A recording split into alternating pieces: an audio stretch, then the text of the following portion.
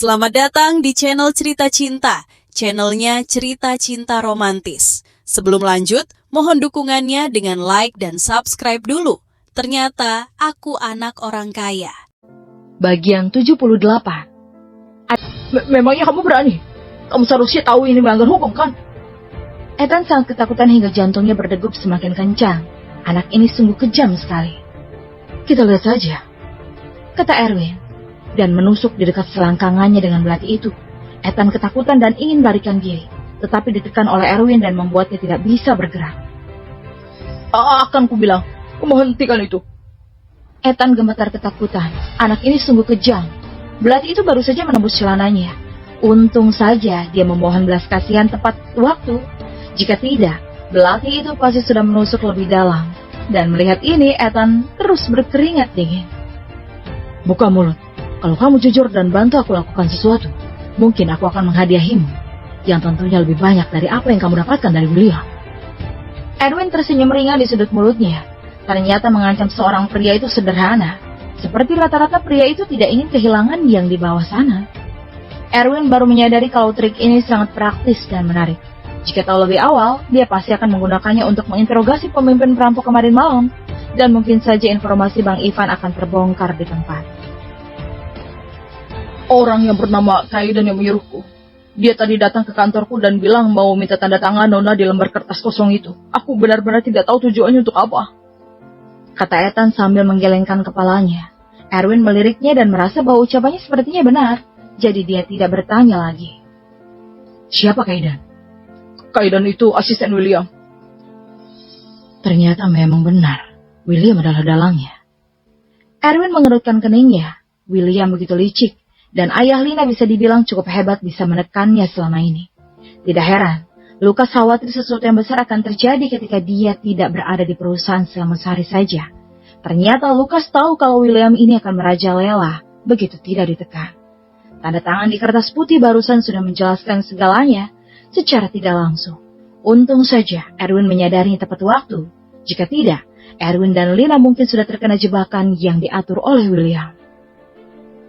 Sudah aku jawab. Aku boleh lepaskan? Ethan berkata dengan gelisah, matanya jelas takut pada Erwin. Aku bisa saja membiarkanmu pergi. Tapi kamu harus bantu aku lakukan satu hal. Atau aku akan menyuruh Lina memecatmu sekarang juga. Tentu saja. Aku akan memberimu hadiah terkait informasi yang sudah kamu berikan. Kemudian Erwin mengeluarkan sebuah buku cek dan menulisnya 200 juta dan memberikan cek tersebut pada Ethan. Ethan terkejut saat melihat cek 200 juta tersebut, karena dia kenal dengan cek ini, yang merupakan cek dari konsorsium Maroko. Kamu adalah Erwin Smith. Ethan pernah melihat cek CEO sebesar 20 miliar sebelumnya, dan tanda tangannya juga sama dengan Erwin. Dia juga pernah pergi ke bank bersama CEO untuk memverifikasi keaslian ceknya, yang jelas latar belakang Erwin ini tidak biasa. Kamu mengenalku? Erwin juga sangat bingung. Sepertinya ini baru pertama kalinya dia bertemu dengan Ethan. Kamu pernah memberi CEO cek senilai 20 miliar kan? Ethan bertanya dengan gugup. Ya, kenapa? Erwin tidak menyangka bahwa Ethan tahu kalau dia pernah memberi Lukas cek senilai 20 miliar. Aku pernah melihat cek 20 miliar yang sama persis. Ethan tiba-tiba menyesal. Kalau menyinggung seseorang dengan latar belakang yang setinggi itu mungkin bukan masalah besar bagi Erwin untuk membunuhnya sekarang juga tanpa meninggalkan jejak. Memikirkan hal ini, Ethan mulai ketakutan, tetapi untungnya dia masih bisa menebusnya. Jadi dia dengan cepat mengembalikan cek senilai 200 juta itu pada Erwin. Tuan Erwin, katakan saja apapun perintahmu. Maaf karena tidak mengenalimu sebelumnya. Sekarang aku hanya berharap untuk menebusnya. Ethan menyeka keringat di dahi. Kalau Erwin punya dendam dengannya, dia bukan hanya akan kehilangan pekerjaan. Mungkin nyawanya sendiri juga tidak akan bisa dipertaruhkan lagi. Erwin tiba-tiba mengerutkan keningnya. Mengapa Ethan tiba-tiba menjadi patuh? Ambil aja 200 juta ini. Kalau kau berani bohong, akibatnya tidak sesederhana kehilangan pekerjaan dan yang ada di selangkanganmu itu. Erwin mengancam dengan nada dingin. Tuan Erwin, aku tidak mungkin berani menipu. Aku sumpah demi Tuhan akan bersedia menebusnya. Jika tidak, aku mengutuk seluruh keluargaku sendiri mati mengenaskan. Ethan tiba-tiba bersumpah karena takut dengan latar belakang Erwin. Sama seperti Lukas yang menebak latar belakang Erwin saat itu. Oke, kalau begitu aku mau kau lakukan satu hal, yaitu minta tanda tangan William di selembar kertas kosong. Kau percaya diri bisa dapat? Erwin ingin membalas dengan cara yang sama. Sepertinya akan sulit untuk memikirkan cara merebut saham dari tangan William. Dengan menggunakan cara seperti ini, mungkin akan berhasil merebut saham dengan harga yang sangat rendah. Ini mudah. William sedang fokus terhadap sebuah pembangunan hotel baru di timur kota baru-baru ini. Dia menyogokku untuk membuat 2 akun rekening untuknya, sehingga dia bisa korupsi dengan aman. Aku tinggal tambahkan 1 halaman kertas putih untuk ditandatanganinya, kata Ethan setelah berpikir sejenak. Oke, kalau begitu cepat, ambil tindakan. Erwin mengangguk, kemudian meminta Lina yang menjaga di luar ruang rahasia untuk membawa selembar kertas putih dan pena, lalu menyerahkannya kepada Ethan. Kamu cukup tiru tanda tangan Lina di kertas putih ini. Erwin melakukan ini agar William mengendurkan kewaspadaannya, dan juga untuk memberi Ethan peringatan bahwa pemalsuan tanda tangan itu juga melanggar hukum dan bisa masuk penjara. Baik, Tuan Erwin. Ethan tidak ragu-ragu dan segera melakukan apa yang diperintahkan. Pada saat ini, dia tidak berani menyinggung Erwin lagi sama sekali. Erwin mengangguk, sangat puas dengan sikap Ethan, dan ketika mendengar bahwa William itu koruptor, sebuah pemikiran diam-diam muncul di benaknya. Setelah mendiskusikan masalah ini, Erwin melepaskan Ethan dari ruang rahasia. Melihat Erwin keluar, Lina melangkah maju dan bertanya dengan khawatir. Erwin, bagaimana? Erwin menyuruh Ethan pergi melaksanakan tugas dulu, lalu berbalik untuk melihat Lina. Lina, tolong bantu aku susun perjanjian untuk mengakuisisi saham William secepatnya. Kalau berjalan dengan lancar, aku ingin kamu langsung mengadakan rapat pemegang saham sore nanti. Setelah Erwin mendapatkan tanda tangan William, Lina mulai mengadakan rapat pemegang saham sebagai kejutan besar. Jika William tidak patuh dan menyangkal, Erwin akan menyuruh Ethan untuk bersaksi tentang bukti korupsi William di rapat pemegang saham. Dengan penyerangan 2 arah seperti itu, jika dia masih ingin menyangkalnya, maka jangan salahkan Erwin karena kejam. Singkatnya, William harus dikeluarkan dari perusahaan hari ini juga. Mau aku isi saham William ya? Apa ini nggak terlalu terburu-buru? Lina berkata dengan cemas. Percayalah padaku, Erwin berkata sambil tersenyum tipis. Baiklah kalau begitu, aku akan menyusun kontrak akuisisinya. Lina mengangguk, karena dia mempercayai dan mendukung Erwin tanpa syarat. Di sisi lain, setelah Ethan keluar dari kantor CEO, dia gugup untuk waktu yang lama, mengambil beberapa nafas dalam, kemudian perlahan-lahan menjadi tenang kembali. Mengenai latar belakang Erwin, dia juga sangat ketakutan. Dia tidak pernah menyangka Erwin ini ternyata adalah seorang Erwin Smith yang memberi CEO cek sebesar 20 miliar itu. Susun laporan dan kirim ke kantor William. Tenangkan diri dulu kali ini. Memikirkan hal ini, Ethan menyesuaikan suasana hatinya. Kemudian, di dalam kantornya sendiri, dia menyuruh bawahan untuk mengumpulkan dan menyusun rapi laporan dari periode terakhir. Sedangkan dia sendiri menyiapkan diri untuk mengirimkannya kepada William untuk ditandatangani. Dia juga tidak lupa untuk memasukkan selembar kertas kosong. Dan tak lama kemudian, setumpuk laporan dan dokumen sudah siap. Yang sempurnanya adalah laporan selama sebulan ini yang harusnya sudah cukup. Setelah menyiapkan dokumen, Ethan langsung menuju ke kantor William. Pintu terbuka setelah terdengar 2 kali suara ketukan. Kaiden yang melihat kedatangan Ethan langsung bertanya dengan penuh harap. Bang Ethan, akhirnya datang juga. Gimana? Apakah dapat tanda tangan Nona Alida? Iya, kata Ethan menjawab dari pertanyaan itu. Kemudian mengeluarkan selembar kertas putih di mana tanda tangan Lina yang ditiru tertera di atas itu. Yang bisa dibilang cukup mirip dengan tanda tangan Lina yang asli. Oke, baguslah. Kaiden sangat gembira begitu mendapatkan kertas putih yang sudah ditandatangani, lalu berbalik dan menyerahkannya pada William. Setelah melihat selembar kertas putih tersebut, wajah William juga sangat gembira. Ethan, kamu sudah berkontribusi besar kali ini. Temani aku ke bank mandiri besok. Aku akan pinjamkan jangka pendek 400 miliar yang akan dikeluarkan. William sangat bersemangat. Dengan tanda tangan ini dan surat kuasa CEO, dia berpikir untuk pergi ke bank dan melakukan pinjaman sebesar 400 miliar. Bagaimanapun, dengan adanya tanda tangan Lina, pinjaman jangka pendek 400 miliar rupiah akan menjadi jebakan untuk Lukas. Begitu Lukas menyadarinya, kita akan melihat bagaimana dia membayar pinjaman 400 miliar dalam 1 hari. Kalau tidak bisa bayar, tentu akan diturunkan dari posisi CEO, dan ini adalah metodenya yang paling sering William gunakan. Tuan William, ini beberapa laporan material untuk hotel yang baru dibangun di ibu kota. Tolong dilihat. Jika tidak ada masalah, silakan tanda tangan. Kata Ethan sambil menyerahkan setumpuk laporan kepada William, yang jumlahnya kira-kira sekitar 4-50 lembar. Sebanyak ini? William bertanya dengan heran. Baru-baru ini sedang masa sibuk. Departemen pembelian membeli banyak material. Tentu laporannya juga banyak. Pemasok juga berjanji untuk memberi Anda 20% sebagai potongan harga. Serius, orang-orang ini baik sekali. William sedikit terbawa suasana. Dengan material yang dibeli sebanyak ini, potongan harga 20% dari biayanya tentu tidak sedikit. Berpikir bisa korupsi potongan harganya ke dalam kantong sendiri, William merasa jauh lebih senang. Kerja bagus, Ethan. Aku semakin menghargaimu. William tidak melihat lebih teliti laporan itu.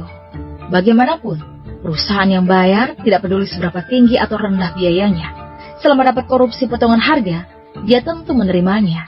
Oleh karena itu, William langsung menandatanganinya, dan Ethan juga meminta William untuk menandatangani di kertas kosong sama seperti yang dia lakukan pada Lina sebelumnya. Oke, akhir bulan ini aku akan menyuruh seseorang untuk mengirim uangnya ke akun rekeningmu. William berkata sambil tersenyum. Kali ini Ethan sudah banyak menghasilkan banyak uang untuknya. Kalau begitu, terima kasih banyak Tuan William. Jika tidak masalah lain, saya keluar dulu. Ethan berkata dengan setumpuk laporan yang ditandatangani tadi dan meninggalkan kantor William secara alami. Begitu pintu ditutup, Ethan langsung berkeringat dingin. Untungnya dia berhasil menyelesaikan tugas yang diberikan Erwin padanya. Agar tidak menarik perhatian orang lain, pertama-tama dia kembali ke kantornya sendiri. Lalu menyembunyikan kertas putih yang ditandatangani William dengan aman, kemudian baru kembali ke kantor CEO. Pada saat ini Lina sudah hampir siap menyusun perjanjian transfer saham, dan kedatangan Ethan yang tiba-tiba mengganggu pemikirannya. Erwin, Direktur Ethan datang lagi. Lina sudah tentu tahu rencana Erwin ini, dan Ethan adalah kunci untuk berurusan dengan William. Jadi begitu Ethan masuk, Lina langsung mengingatkan Erwin. Setelah Ethan masuk, dia menutup pintu, lalu berjalan menuju Erwin yang sedang duduk di sofa dengan ekspresi khawatir di wajahnya. Tuan Erwin, ini kertas tanda tangan William. Kerja bagus. Sore nanti akan ada rapat Dewan Direktur perusahaan. Aku ingin kamu bersaksi terhadap tindakan korupsi dan penyogokan dari William. Kamu bersedia jadi saksinya, kan? Erwin mengambil kertas itu dan melirik Ethan. Tidak masalah, aku pasti akan maju mendukung Tuan Erwin. Ethan mengangguk dan menjawab meskipun dia mungkin akan terlibat dalam hal ini. Tetapi dibandingkan dengan menyinggung Erwin, dia lebih memilih untuk terlibat. Jangan khawatir, kalau kinerjamu bagus, akan kujamin keamananmu. Kata Erwin dengan senyum tipisnya. Terima kasih Tuan Erwin. Ethan menghela nafas lega.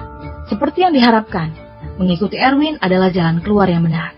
Setelah Ethan pergi, pada saat ini Lina sedang mencetak perjanjian untuk akuisisi saham. Dia mencetak di atas selembar kertas putih yang ditandatangani William untuk halaman terakhir. Kebetulan adalah halaman yang membutuhkan tanda tangan penerimaan saham tersebut. Setelah semua ini selesai, hari sudah hampir sore. Erwin, sudah selesai. William totalnya punya 20% saham perusahaan. Berapa yang harus kita isi untuk harga akuisisinya? Lina memikirkannya dan bertanya. Isi saja 200 juta sebagai uang penghargaan karena sudah kerja di sini lebih dari 10 tahun. Anggap saja begitu. Erwin tersenyum sedikit. Mulut Lina terbuka. 20% dari saham itu bernilai setidaknya 800 miliar. Tapi Erwin ingin membeli saham itu dengan nilai 200 juta. Itu terlalu kejam, tapi dia suka. Oke, kalau begitu isi 200 juta. Lalu penerimanya mau transfer ke siapa? Lina bertanya dengan matanya yang indah itu. Kamu aja, dengan begitu kamu akan punya masukan setiap tahun dan uang sakumu akan bertambah. Erwin tersenyum karena tidak terlalu tertarik dengan uang yang sekecil itu. Lebih baik kamu aja, kalau tidak ibuku akan selalu tidak menyukaimu. Kalau kamu punya pemasukan dari perusahaan ini, kita bisa pergi main keluar bersama. Lina sangat mempedulikan Erwin, bagaimanapun harta Erwin itu juga berarti hartanya. Udah kita putuskan ya. Lina langsung meminta Erwin untuk menandatangani tanpa menunggu menolak. Erwin sedikit tersentuh sebenarnya. Lina mempedulikan sampai sejauh ini. Untuk apa dia ragu-ragu lagi? Namun Erwin sepertinya ingat bahwa dia sudah memiliki 20% saham sebelumnya. Jika ditambahkan 20% saham lagi, itu berarti dia akan memiliki 40% saham dari perusahaan Hotel Alida. Setelah menyelesaikan perjanjian transfer saham, hari pun semakin sore. Setelah keduanya dengan santai mengisi perut mereka dengan makanan yang dipesan, mereka menyiapkan uang sebanyak 200 juta yang dianggap sebagai biaya untuk William. Setelah melakukan semua ini, Lina memberi perintah untuk mengadakan rapat dewan direksi dengan alasan memiliki hal penting untuk diumumkan. Ketika anggota direksi sudah hampir tiba semua, Erwin pun berdiri. Sudah waktunya bagi kita untuk bertindak. Erwin mengambil perjanjian akuisisi saham dan membawa Lina beserta Ethan ke ruang konferensi. Pada saat ini, kelima anggota dewan telah tiba dan mereka mengobrol dengan wajah bingung. Kedatangan Lina dan yang lainnya membuat ruang pertemuan itu tiba-tiba menjadi hening. Lina berjalan di depan, menghadap 5 anggota dewan direksi yang lebih tua. Dia sedikit gugup, tetapi untungnya dengan adanya Erwin, Lina menjadi tenang. Tetapi tidak satupun dari 5 anggota dewan ini yang boleh sembarangan disinggung, terutama William yang bahkan tidak memandang CEO Lucas, apalagi putrinya Lucas. Dona Alida, apa ada hal penting yang akan diumumkan sehingga kamu buru-buru memanggil kami ke sini? William duduk di kursi sambil menyilangkan kaki. Dia bahkan tidak melihat ke arah Lina. Jelas, dia sangat meremehkan Lina. Benar, Nona Alida. Cepat katakan saja. Kami masih punya banyak urusan yang harus ditangani. Bukan seperti pacarmu yang bisa main-main kapan saja denganmu. Benar. Langsung katakan saja kalau ada hal yang penting. Kami ini sangat sibuk. Anggota dewan jelas tidak menghormati Lina. Wajah cantik Lina menjadi marah. Kenapa orang-orang ini tidak bisa bicara baik-baik? Tetapi karena mereka lebih tua, jadi Lina menahan amarahnya dan segera berkata, hari ini atas nama ayahku, aku mengadakan rapat dewan direksi. Karena punya hal yang sangat penting untuk diumumkan. Ini adalah tentang transfer saham William dan tindakan korupsi William terhadap potongan harga dari pemasok. Omong kosong. Ketika William mendengar bahwa Lina berani mengatakan hal seperti itu padanya, dia langsung marah besar, menepuk meja dengan kuat, dan berdiri dengan wajah marah sambil berteriak pada Lina. Kenapa menuduhku korupsi tentang potongan harga dari pemasok? Dan apa-apaan transfer sahamku? Tolong jelaskan secara rinci. Jika tidak, walau kamu itu putri Lucas, jangan berpikir untuk pergi dari sini. Lina ketakutan karena diteriaki William, dan wajahnya yang cantik itu menjadi pucat. Dia belum pernah menghadap hal seperti ini sebelumnya. Jadi terkejut sekaligus takut. 4 anggota dewan lainnya juga menanyai Lina lagi. Dona Alida, kamu bilang Pak William korupsi dan menyogok tanpa izin. Apa ada bukti? Kalau tidak ada bukti, ini namanya fitnah dan merusak nama baik. Hukum ringan akan didenda. Kalau serius akan dipenjara loh. Benar, Nona Alida. Apa ada buktinya? Tanpa bukti bagaimana kamu bisa percaya? Beberapa anggota dewan direksi memihak pada William, yang menunjukkan bahwa mereka sering menerima banyak keuntungan dari William. Tentu saja ada buktinya. Lina sedikit bingung menghadapi pertanyaan mereka yang terus datang.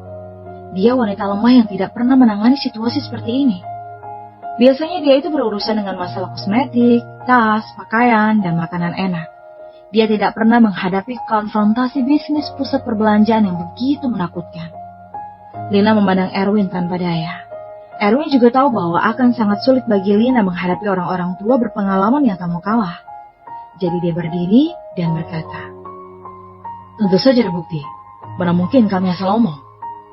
Erwin tersenyum sedikit dan menatap William dengan dingin. Tapi William tidak takut, melainkan dia menyeringai terhadap tatapan Erwin itu. Kamu itu siapa? Kami sebagai anggota dewan sedang berdiskusi di sini. Kamu tidak berhak ikut campur di sini. Dia pacarku. Sejak kapan tak berhak untuk berbicara? Kali ini Lina berdiri dan menjawab itu. Maaf Nona Alida, ini adalah rapat pemegang saham. Meskipun dia pacarmu, tapi dia tetap bukan pemegang saham. Jadi seharusnya tidak berhak berada di sini. Apalagi berbicara dengan berpendapat. William tersenyum bangga. Kedua anak muda ini berani melawannya, maka akan dia permainkan sepuasnya. Benar Nona Alida, kita ini sedang rapat pemegang saham. Walau dia itu pacarmu, tidak ada yang berhak berada di sini jika bukan pemegang saham. Nona Alida, tolong suruh pacarmu itu keluar saja. Para anggota dewan ini benar-benar licik. Mereka langsung ingin mengusir Erwin. Ini membuat Lina cemas. apa yang harus dia lakukan. Tanpa Erwin, dia bahkan tidak tahu harus bilang apa selanjutnya. Tapi ketika Lina sedang panik, Erwin masih berkata dengan tenangnya, "Maaf, tapi aku juga salah satu pemegang saham Hotel Alida. Kalau tidak percaya silakan pastikan dengan pihak hukum perusahaan nanti."